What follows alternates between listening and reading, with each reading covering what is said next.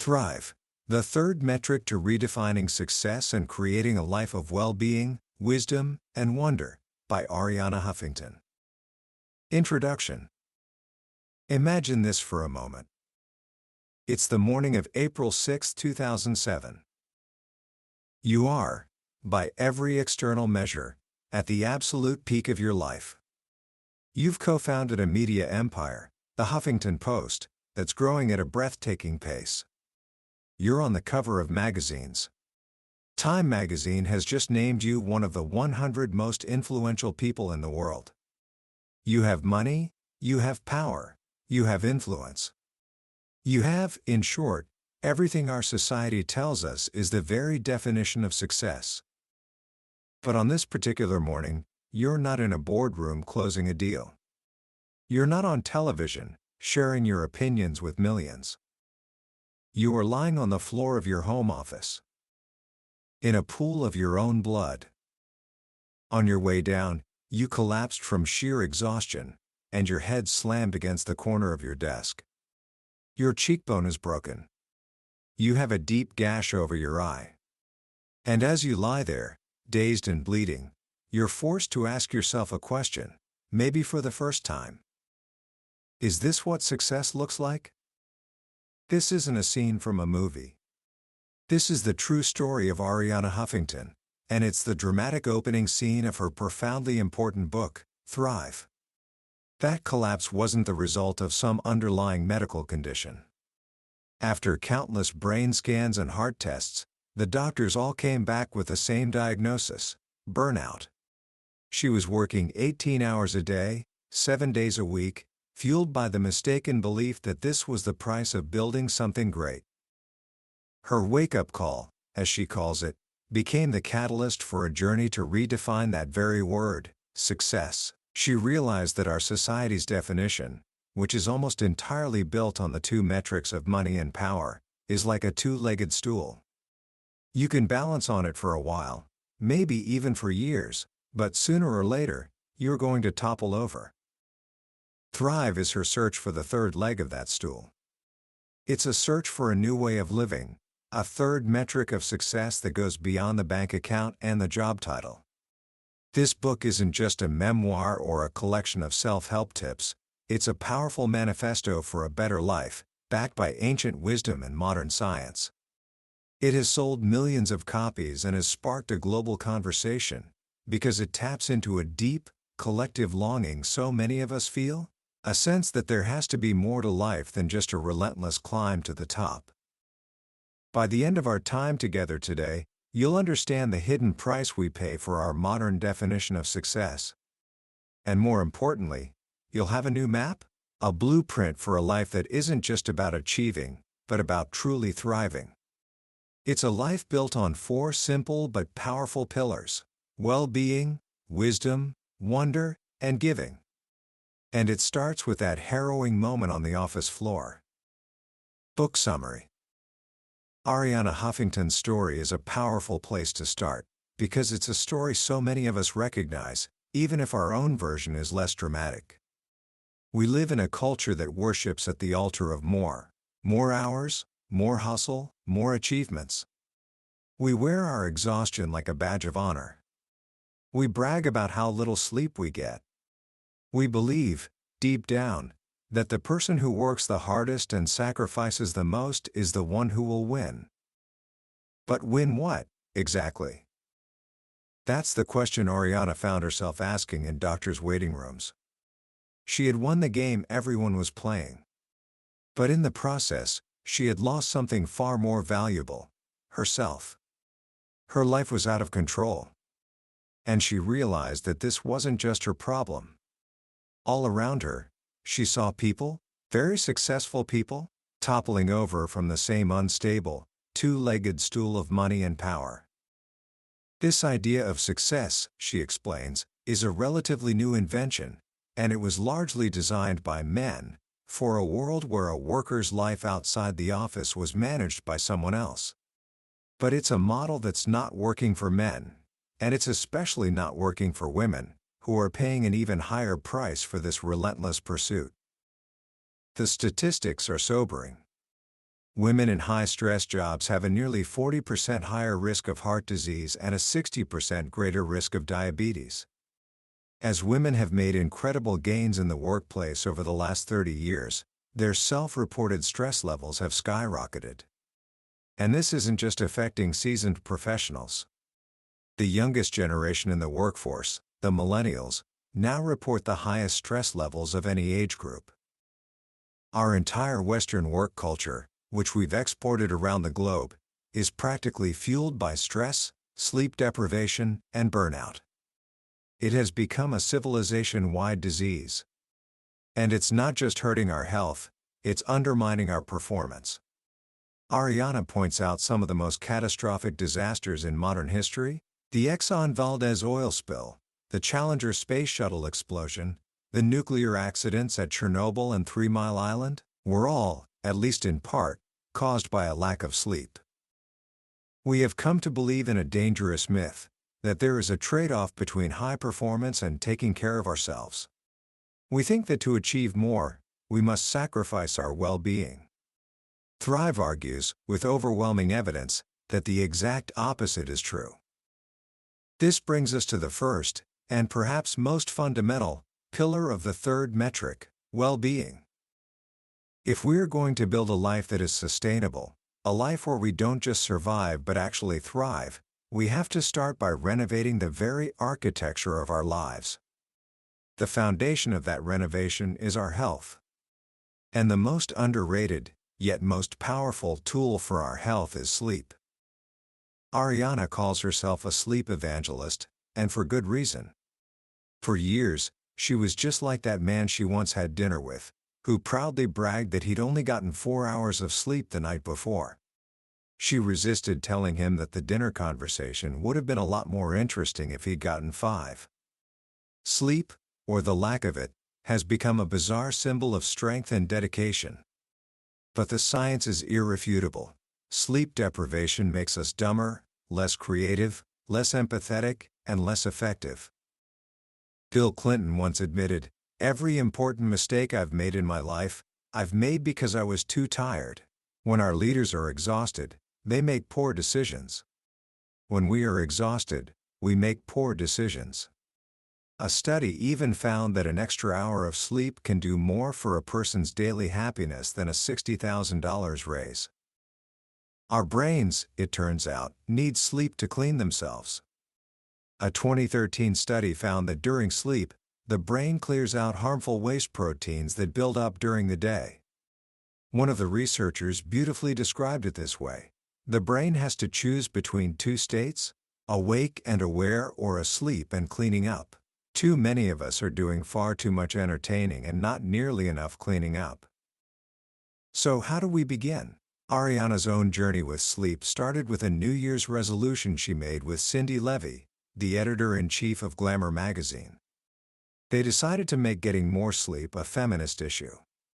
Of all the sleep-deprived people in America, working moms are the most fatigued. They both committed to getting a full night's rest, 7.5 hours for Cindy, 8 for Arianna. It wasn't easy. It required creating rituals. Arianna started by treating her devices like unruly children. She created a firm rule: all iPhones and Blackberries had to be charged far away from her bed, to avoid the temptation of that midnight email check. She discovered the simple pleasure of pajamas, real going-to-bed clothes that sent a signal to her body that it was time to shut down. And Cindy came up with a brilliant trick for a racing mind: counting backward from 300 by threes. It works like magic, she says, and you rarely get below 250. The results were transformative. Arianna found herself waking up naturally, without an alarm, feeling refreshed. Her morning workouts became more powerful. She had more energy, more creativity, and a better sense of humor about life's little stresses. She learned that getting enough sleep wasn't a sign of laziness, it was a performance-enhancing strategy. It gives a whole new meaning to the idea of sleeping your way to the top. The sports world figured this out long ago.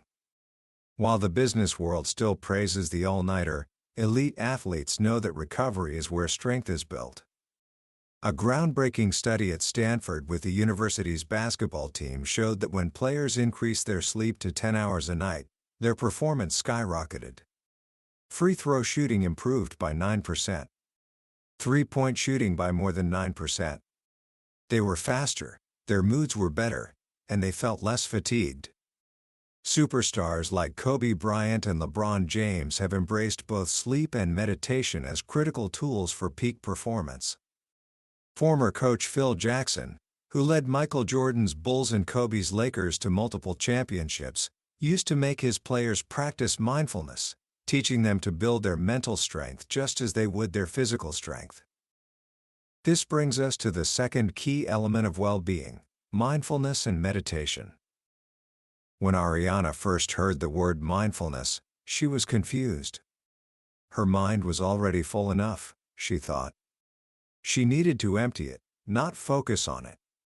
But then she learned a beautiful lesson.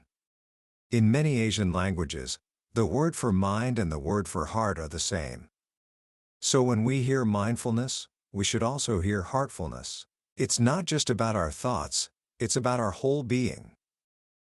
For centuries, this practice was seen in the West as something exotic, reserved for monks on mountaintops.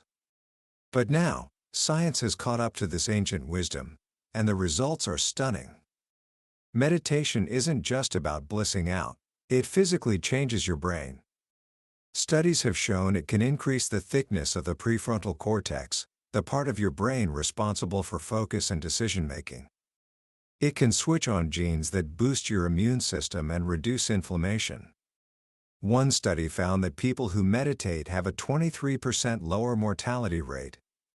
It's like a miracle drug, with no side effects. And you don't need to spend hours a day doing it. Richard Davidson, a leading neuroscientist, found remarkable results in people who meditated for just 20 minutes a day for 3 weeks. The only thing to do in meditation, Arianna says, is nothing. We don't do meditation. Meditation does us. It's a practice that's available to us in any moment, simply by focusing on our breath. This practice is not exclusive to Eastern traditions. It's at the heart of many Western contemplative practices as well. The Christian tradition of divine reading, the Quaker practice of sitting in silence, the centering prayer of Trappist monks, the use of the Rosary in Catholicism, they are all pathways to the same quiet center. The business world is finally waking up to this. Companies like Google, General Mills, and Aetna have introduced mindfulness programs for their employees, and the results are undeniable.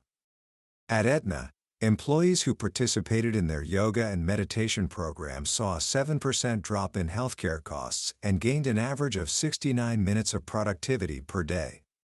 The CEO of Bridgewater, one of the world's largest hedge funds, calls meditation the single most important reason for his success.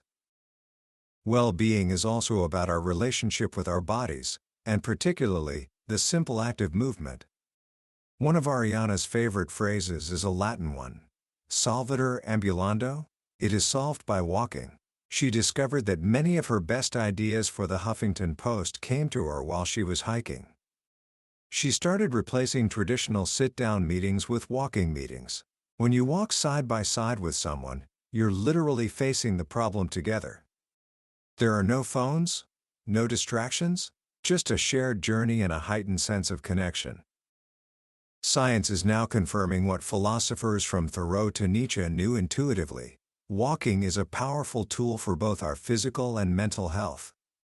Studies show it boosts brain connectivity, enhances creativity, and is a potent intervention for mild to moderate depression.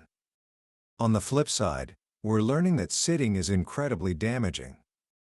A study from the 1950s famously showed that London bus drivers, who sat all day, had a much higher rate of heart disease than the bus conductors, who were constantly walking up and down the aisles. The final piece of the well-being puzzle is our relationship with technology. Our devices, which promise connection, have become the primary source of our disconnection, from ourselves, from each other, and from the world around us. We are living in an age of what one expert called continuous partial attention. We're partly tuned into everything, but never fully tuned into anything. The average smartphone user checks their device every 6.5 minutes. That's 150 times a day. This hyperconnectivity is the snake in our digital Garden of Eden. It creates a state of chronic email apnea, where we unconsciously hold our breath while checking our messages, triggering our body's stress response.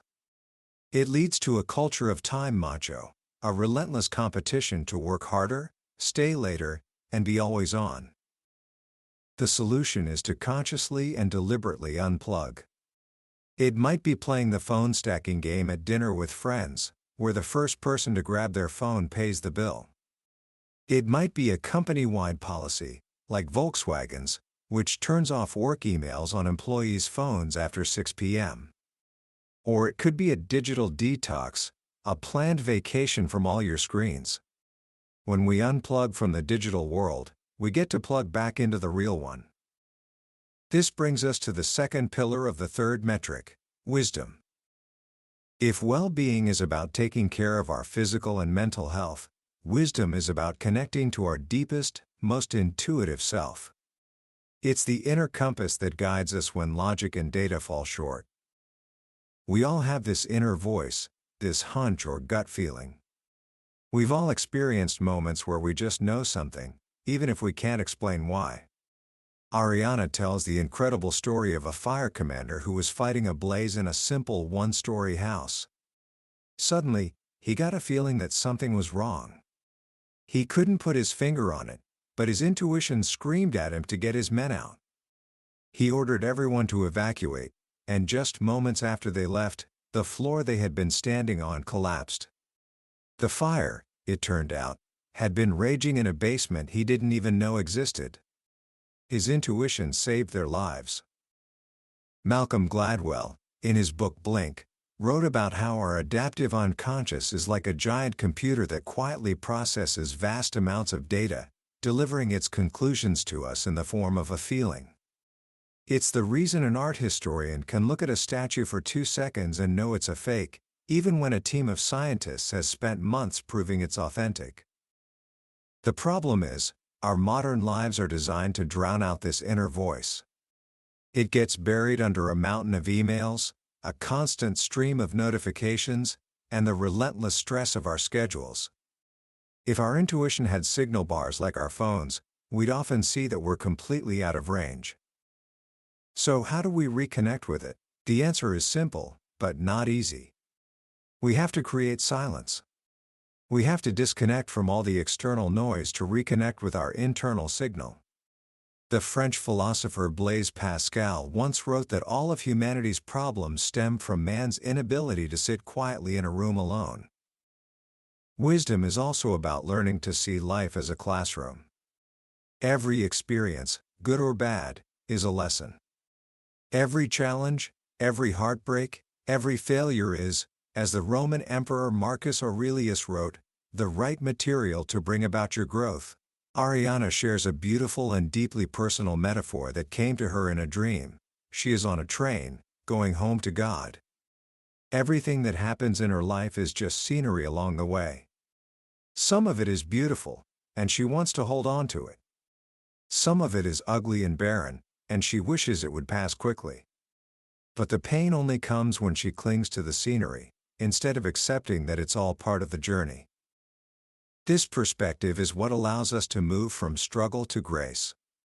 Arianna speaks movingly about her divorce, and the hard work it took to transform that painful experience into a friendship with her ex-husband for the sake of their daughters. They chose to focus not on what was lost, but on what they still shared, a powerful and permanent bond as parents. It's a profound lesson in letting go of grudges and finding the hidden blessing in even the most difficult scenery. One of the greatest enemies of wisdom is our distorted relationship with time. We suffer from an epidemic of what one author calls hurry sickness. We fill our lives with time-saving devices, and yet we feel more rushed than ever. We experience time famine, the feeling that there's never enough time for what we want to do. Arianna's mother, Ellie, was the complete opposite. She was, in Arianna's words, filthy rich when it came to time. She moved through her days like a child, living fully in the present, literally stopping to smell the roses. When faced with a difficult decision, her advice was always, "Darling, let it marinate." She despised multitasking, something Arianna's mother once caught her doing, reading emails while talking to her children. "I abhor multitasking," she said, in her thick Greek accent. Because she knew that being connected in a shallow way to the entire world can prevent us from being deeply connected to those closest to us, including ourselves. And that is where wisdom is found. The antidote to hurry sickness is to join the slow movement. It's not about doing everything at a snail's pace. It's about doing everything at the right speed. Sometimes fast, sometimes slow. As the author Carl Honoré says, the future will belong to those who can innovate, and innovation comes from knowing when to slow down. Finally, finding wisdom requires us to deal with what Arianna calls the obnoxious roommate living in our head. That is the voice of our inner critic, the one that is constantly putting us down, feeding our doubts and insecurities. Even our worst enemies, she says, don't talk to us the way we talk to ourselves. Evicting this roommate isn't about fighting it. It's about gently and consistently replacing its negative messages with an alternative one. For Arianna, that message is simple. The blessings already are. It's a reminder that, in the words of the mystic Julian of Norwich, all shall be well, and all manner of things shall be well. It's about cultivating gratitude. One powerful practice she learned from her daughter Christina is the 10-finger gratitude exercise, where you simply list 10 things you're grateful for, counting them on your fingers.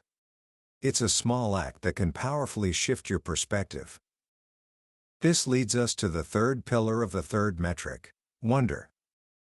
Wonder is the state of mind we all had as children, but that most of us lose along the way.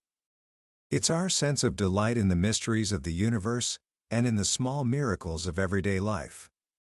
It's about being present enough to see the magic in a rainy day, the beauty in a flower, or the spectacle of the stars. As children, we are in a constant state of wonder. Arianna recalls lying on the grass with her young daughters, watching the night sky. One daughter was trying to peel a star off the heavens, while the other was asking the timeless question, "Mommy, what makes it go?" That question is the root of all science and philosophy. Aristotle said that it was wonder that first led people to study philosophy. But somewhere along the way, we trade our sense of wonder for a sense of knowing. We become so focused on our goals, our to-do lists, and our schedules that we stop seeing the world around us. We live our lives, as Thoreau put it, out of our senses. One of the most powerful gateways back to wonder is through art and nature. Museums, Arianna argues, are one of the last oases in our hyperconnected world. They are places where we can disconnect from our devices and reconnect with something timeless and unquantifiable. She shares a story about her daughter Isabella, who, as an art history major, was given an assignment to spend 2 hours looking at a single painting in a museum. The experience, Isabella said, was both exhilarating and unsettling. Unsettling, because she realized she had never really seen a painting before. But as she pushed past the initial discomfort, something magical happened. It was like going on a long run. She experienced a runner's high. She had created a real connection with the art. A security guard even came up to her, suspicious, because in our culture, someone just standing and looking at something for a long time has become an unusual act. We have become obsessed with documenting our experiences instead of actually having them. We see a beautiful sunset, and our first impulse is to take a picture of it, to post it on Instagram, to prove we were there. But in the process of capturing the moment, we miss it. Comedian Louis C.K. has a brilliant routine about parents at a school play who are so busy trying to record it on their phones that they block their own view of their actual child. The resolution on the kid is unbelievable if you just look, he jokes. It's totally HD. Another pathway to wonder is through the strange and delightful phenomenon of coincidence. Carl Jung called it synchronicity, meaningful parallels between our inner state and external events. They are what one author called puns of destiny. The book is filled with wonderful examples. A woman locks herself out of her house, and at that exact moment, the mailman arrives with a letter from her brother containing the spare key she needs. A man invents a fake phone number to give to a surveyor, only to be told that the number he just made up is the surveyor's actual phone number. Two future in-laws discover, upon meeting, that the groom's late father had once proposed to the bride's mother back in Korea, decades earlier. These moments stop us in our tracks. They give us a glimpse of an invisible order, a hidden connection in the universe. They remind us that there is a bigger story happening that we're not always aware of. We don't have to assign a grand, cosmic meaning to them. But we can choose to be open to their power to reawaken our curiosity and our sense of awe. Ultimately, the deepest sense of wonder comes from confronting the greatest mystery of all, death. In our Western culture, we do everything we can to avoid talking about it. We sweep it under the rug, we hide it behind medical machinery, we pretend it's something that happens to other people. But there is perhaps no single thing that can teach us more about how to live than remembering that we will die. Memento mori, remember death, is an ancient Roman phrase. And the wisdom behind it is that the fact that our time is limited is what makes it so precious. Arianna asks a powerful question. Have you ever noticed that our eulogies are very different from the way our society defines success? At the end of our lives, no one talks about the promotions we got, the market share we gained, or how meticulously we prepared our PowerPoint slides. Our eulogies are always about the other stuff, what we gave, how we connected, how much we meant to our family and friends, our small kindnesses, our lifelong passions. Our eulogies are, in fact, very third metric. So why, she asks, do we spend so much of our limited time on this earth focusing on all the things our eulogy will never cover? Steve Jobs was a man whose public life was synonymous with achievement. But when his sister, Mona Simpson, delivered his eulogy, she didn't focus on the iPhone. She talked about his love for his family. She described the unforgettable scene of Steve slow dancing with his son at his graduation party. Living a life that embraces the third metric is about living in a way that is mindful of our eventual eulogy. We are writing it every day, with every choice we make. Arianna shares the incredibly moving story of her own mother's passing. On her last day, her mother, who was frail with congestive heart failure, insisted on going to her favorite international food market. She bought cheeses, chocolates, and nuts, and when they got home, she prepared a feast for her daughters, her granddaughters, and everyone who worked in the house. It was, they knew, a last supper, but they didn't speak of it. That evening, her mother fell. But she refused to let them call the paramedics. "I'm fine," she said, with an authority that could not be questioned. She asked for a bottle of red wine, and they all sat on the floor with her, having a picnic, telling stories.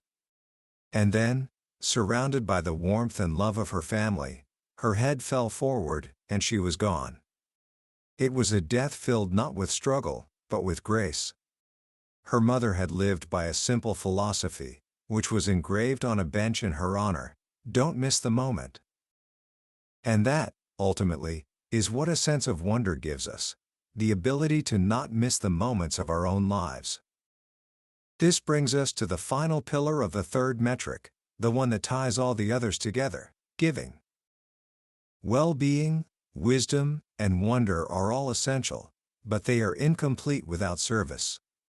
Giving, loving, caring, and compassion, going beyond ourselves to help others, is what connects our personal journey to our shared humanity.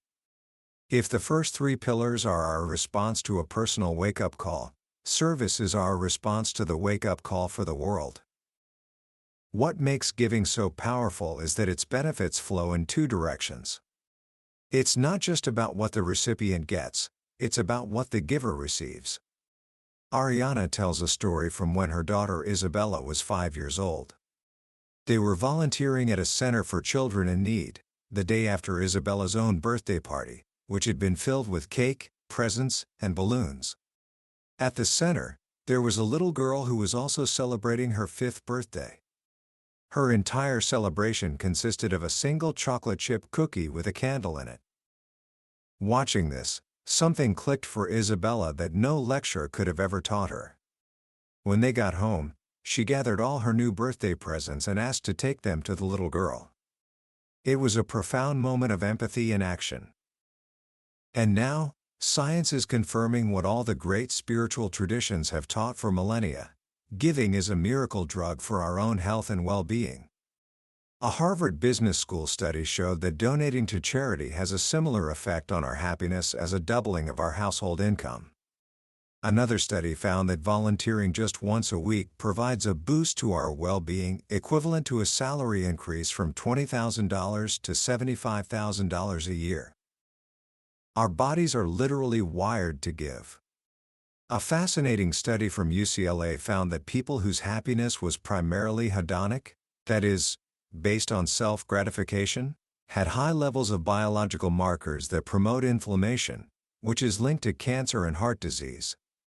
But people whose happiness was eudaimonic, based on a sense of purpose and service to others, had much lower levels of these inflammatory markers. Our own genes reward us for being generous. We tend to think of giving as something we do for people who have nothing. But we are surrounded by opportunities to give every single day, in small, unsexy ways, as the writer David Foster Wallace put it. It can be a personal connection with the checkout clerk, a kind word to a colleague, or a helping hand to a neighbor. In our culture, we celebrate the go-getter. Arianna suggests that we should start valuing the go-giver just as much. Go-givers are the social entrepreneurs, the community organizers, the everyday heroes who build their lives on adding value to the lives of others.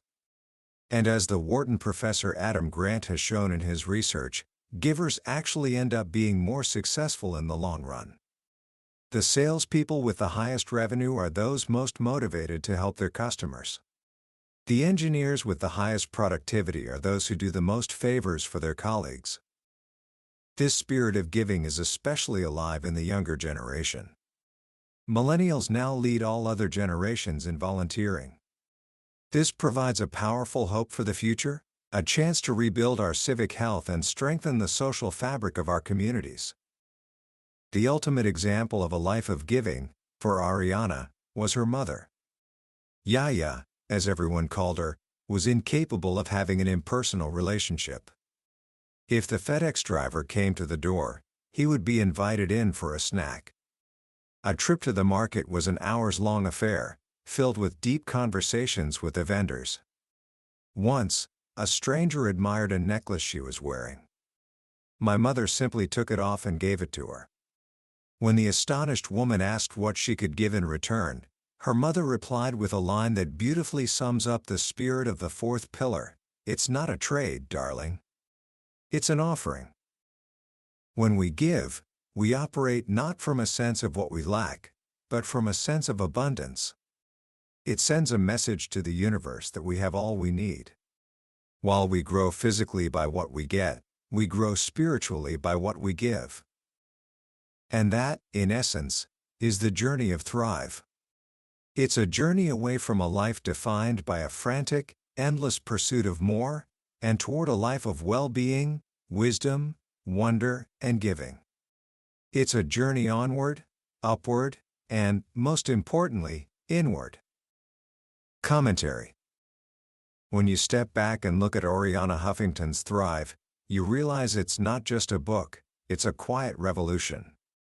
In a world that is shouting at us to climb higher, go faster, and achieve more, this book is a gentle but firm voice that asks, to what end?